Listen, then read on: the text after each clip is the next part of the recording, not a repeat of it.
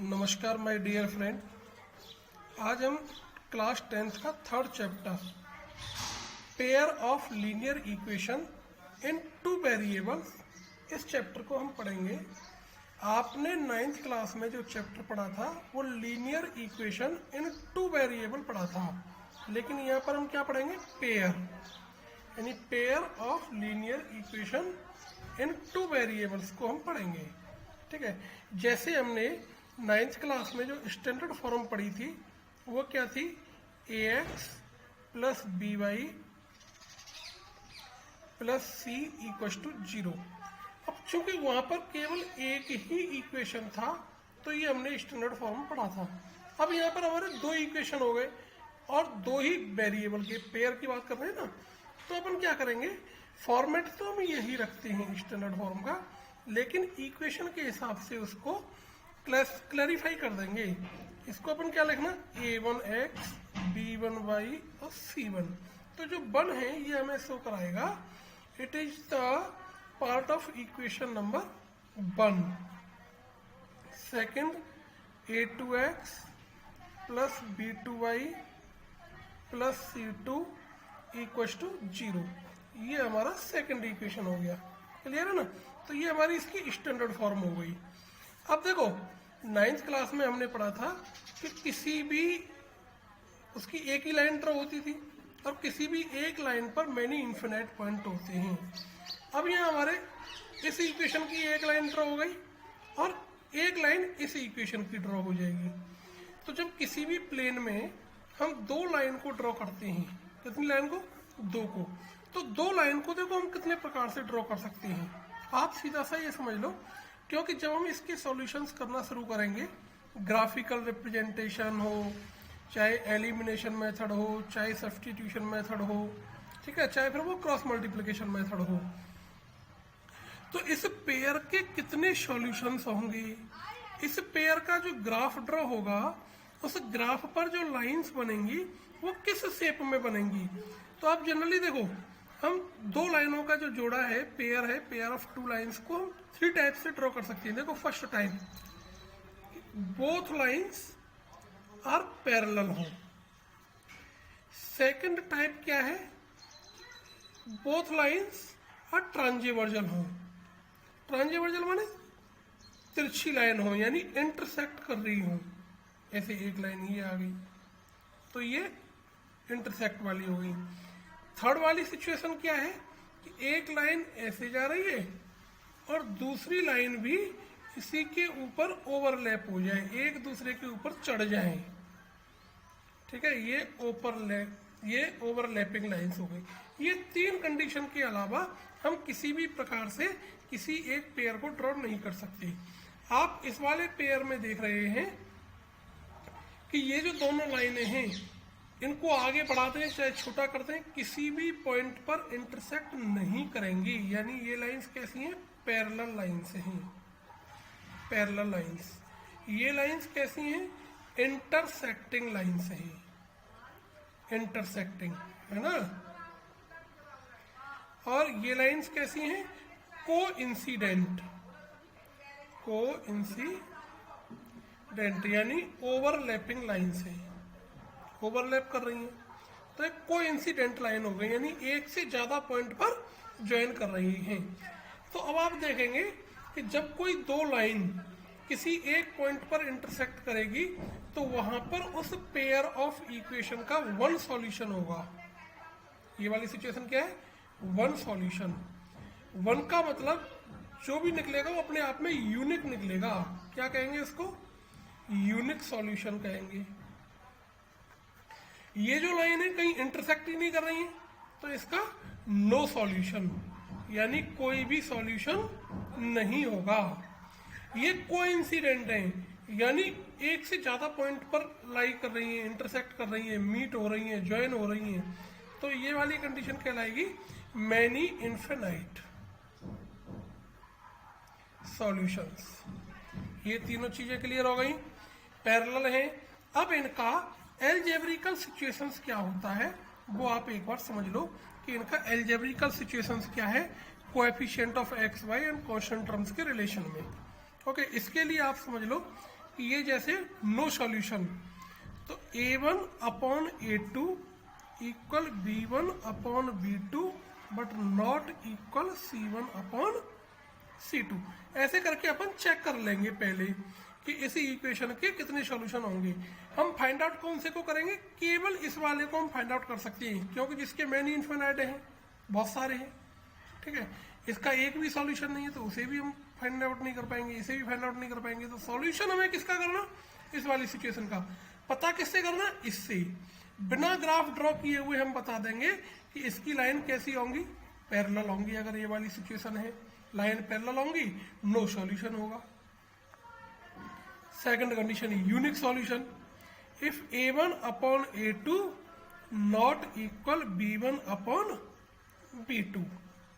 Okay. Third condition क्या है, या आप इक्वल लगा दो इसको C1 अपॉन C2। जब ये इसी के इक्वल नहीं है तो फिर इसके भी इक्वल नहीं होगा, क्योंकि ये दोनों आपस में इक्वल है ना, इसलिए ऐसे। अब ये थर्ड वाली कंडीशन, ये क्या है, कोइंसिडेंट। तो A1 upon A2 equal B1 upon B2 equal C1 upon C2। तो ये वाली सिचुएशन किसकी है, कोइंसिडेंट की है। किसकी हो गई, कोइंसिडेंट लाइंस हो गई, मैनी इन्फिनाइट सॉल्यूशन हो गए, ठीक है। हम ग्राफ ड्रॉ करने से पहले, सॉल्यूशन करने से पहले इस वाली सिचुएशन को एक बार चेक जरूर कर लेंगे, है ना, कि A1 upon A2 B1 upon B2 C1 upon C2 ये नॉट इक्वल हैं, तो फिर no solution, parallel lines. A1 upon A2 not equal B1 upon B2, unique solution, intersecting at a point, है ना, intersecting at a point. Clear, ये हो जाएगा। और तीनों का रेशियो आपस में इक्वल है, तो मैनी इन्फिनाइट सॉल्यूशन और कोइंसिडेंट या ओवरलैपिंग लाइंस होंगी, है ना, कोइंसिडेंट लाइंस ड्रॉ होंगी इसकी। क्लियर है। तो अब इनको सॉल्व कैसे करना, ग्राफिकल रिप्रेजेंट कैसे करेंगे, आप उसको समझेंगे। देखिए, हम एनसीईआरटी की एक्सरसाइज 3.1 का सॉल्यूशन हम यहाँ पर करेंगे। तो आप देख रहे हैं कि हमारा जो फर्स्ट क्वेश्चन है वो क्या है, Aftab tales his daughter 7 years ago I was 7 times as old as you were then, also 3 times from now I shall be 3 times as old as you will be, represent this situation graphically और algebraically। तो ये जो situation है, इस पूरा equation है इसका, आप बुक में देख सकते हैं, क्वेश्चन पूरा बुक में है। तो इसको हमें एल्जेब्रिकली और ग्राफिकली हमको शो कराना है। तो आप इसको कैसे शो कराएंगे, ओके। तो देखो, इसमें दो हमारे ऑब्जेक्ट हैं, एक आफ्ताब, एक उसकी डॉटर। तो आप पहले दोनों की एज सपोज कर लो, ठीक है, लेट। और जो भी हम ये सपोज करते हैं ना, एज वगैरह, ये सब प्रेजेंट में होती है। Present age of Aftab equals to x years और present age of his daughter equals to y years। Clear. अब जो हमारी फर्स्ट कंडीशन है, वो फर्स्ट कंडीशन किस में लग रही है, 7 years एगो। जहां कंडीशन एगो आ गई, एगो, बिफोर, तो इनमें हम क्या करते हैं, जितने ईयर्स की बात हो रही है उतने ईयर्स प्रेजेंट एज में से माइनस करेंगे पहले, तो तभी तो कोई कंडीशन लगेगी। पहले उनकी एज निकाल लो, 7 years एगो में हमारे अकॉर्डिंग एज होगी कितनी, ठीक है। तो देखो, इसको आप इस प्रकार से लिख लेंगे। देखो, ये इस प्रकार से हम दोनों की एज हमने पहले प्रेजेंट वाली सपोज कर ली, फिर 7 years ago age of Aftab is x minus 7 years, 7 years ago age of daughter equal to इतना। क्वेश्चन में क्या कह रहा है कि आई वॉश, आई कौन है, आफ्ताब, ठीक है। वॉच मीन्स इक्वल टू हो गया 7 टाइम्स, टाइम्स का मतलब इनटू हो गया इसका, अपने जो उसकी डॉटर की एज रही होगी 7 टाइम्स एगो, ठीक है। तो उसके अकॉर्डिंग ही हमने इक्वेशन बना लिया। ऐसे ही 3 years from now, from now, later, after, इनमें age, number of years present age में प्लस हो जाते हैं, ठीक है। तो इस प्रकार से ये हमारी दूसरी कंडीशन बन गई। अब इसका ग्राफ ड्रॉ करने से पहले हम ये बताएंगे, ये तो हमारा एल्जेब्रिकली रिप्रेजेंटेशन हो गया, इसमें जो दो आंसर पूछे एल्जेब्रिकली ग्राफिकली। तो ये एक आंसर हो गया, ये हमारा सेकंड इक्वेशन यानी एल्जेब्रिकली रिप्रेजेंटेशन हो गया। अब इनको हम ग्राफ पर कैसे ड्रॉ करेंगे आप उसको एक बार क्लियर कर लो, ठीक है। देखो बच्चों, इस प्रकार से हम दोनों इक्वेशंस की टेबल हम प्रिपेयर कर लेंगे। पहले हमने क्या किया, जो हमारा इक्वेशन था x minus 7y plus 42 equal to 0, तो इन दोनों नंबर्स को हम उठा करके इधर ले आए। ऐसे ही इन दोनों को उठा करके हम ये ले आए। मैं आपको एक बहुत महत्वपूर्ण जानकारी देना चाह रहा हूँ। हमारी पूरी एनसीईआरटी का जो सॉल्यूशन है मेरे ब्लॉग पर, गूगल पर मेरा ब्लॉग है myncrtguide2020.blogspot.com। आप इस पर पूरा सॉल्यूशन देख सकते हैं, प्रिंट उसका पूरा। ओके, अभी देखिए हम इसको करते हैं। तो इसमें आपको क्या करना है कि बाई की वैल्यूज पुट करेंगे। ओके, बाई की वैल्यू जैसे यहाँ आप कुछ भी वैल्यू पुट कर लो बाई की, क्योंकि मैनी इन्फिनाइट सॉल्यूशन होते हैं एक लाइन की, तो है ना। तो उसी के अकॉर्डिंग फिर हमारी x की वैल्यूज आ जाएंगी। मान लो हमने यहाँ पर बाई इक्वल टू 5 पुट कर लिया, तो 5 7 जा 35 माइनस का 7, तो x की वैल्यू -7 आ गई। बाई इक्वल टू हमने 6 पुट कर लिया, तो x की वैल्यू 0 आ गई। बाई इक्वल टू हमने 7 पुट कर लिया, तो 7 7 जा 49 माइनस का 42, तो x की वैल्यू भी, तो हमारे ये पॉइंट बन गई -7,5 0,6 और 7,7। ऐसे ही अब हम इसके पॉइंट निकालें। देखो ये इस प्रकार से हमने सेकंड इक्वेशन के भी पॉइंट्स बना दिए हैं ना। बाई की वैल्यू 0 पुट की, x की वैल्यू 6 आ गई, बाई की वैल्यू -1 पुट की, -3 + 6 तो +3 आ गई, और ये हमने पॉइंट बना लिए। ये हमारा ग्राफ प्रिपेयर हो गया है। हालांकि बोर्ड के एग्जाम में आपको ग्राफ मिलेगा, तो आपको उसी ग्राफ पर ही इस प्रकार से कॉलम बने हुए होंगे, पर सेंटीमीटर का वो मार्क रहेगा। अब हम इन पॉइंट्स को, जैसे आपने 9th की कोऑर्डिनेट ज्योमेट्री 3rd चैप्टर में आपने इनको लॉकेट किया होगा, उस प्रकार से हम लॉकेट करेंगे। देखो हमने पहले ये तीनों पॉइंट A, B, C को लॉकेट किया, -7,5 0,6 और ये वाला पॉइंट 7,7। अब हमें क्या करना है, इन तीनों को ज्वाइन करते हुए एक लाइन ड्रॉ कर देंगे। ओके, देखिए ये हमने तीनों पॉइंटों को ज्वाइन करते हुए एक लाइन ड्रॉ करती सीधी। फिर हमने क्या किया, अब ये वाले जो हमारे तीनों पॉइंट हैं PQR, ये तीनों पॉइंट इनको हमने यहाँ पर लॉकेट कर लिया, ठीक है। PQR ये पॉइंट हो गए।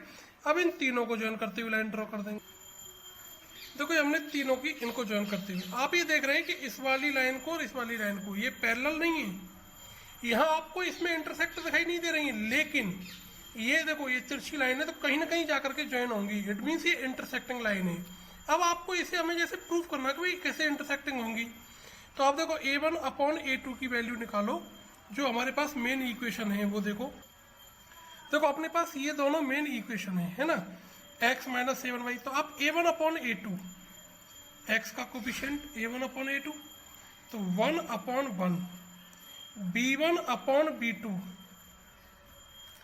-7/-3, ये दोनों इक्वल है क्या, as A1/A2 not equal B1/B2। So this pair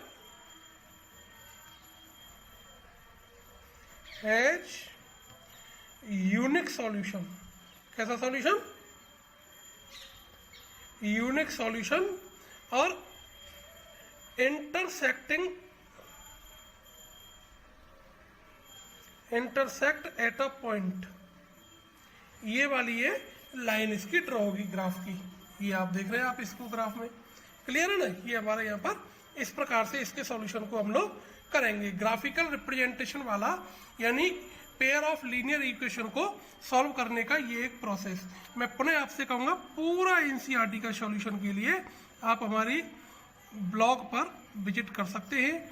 my blog is myncrtguide2020.blogspot.com।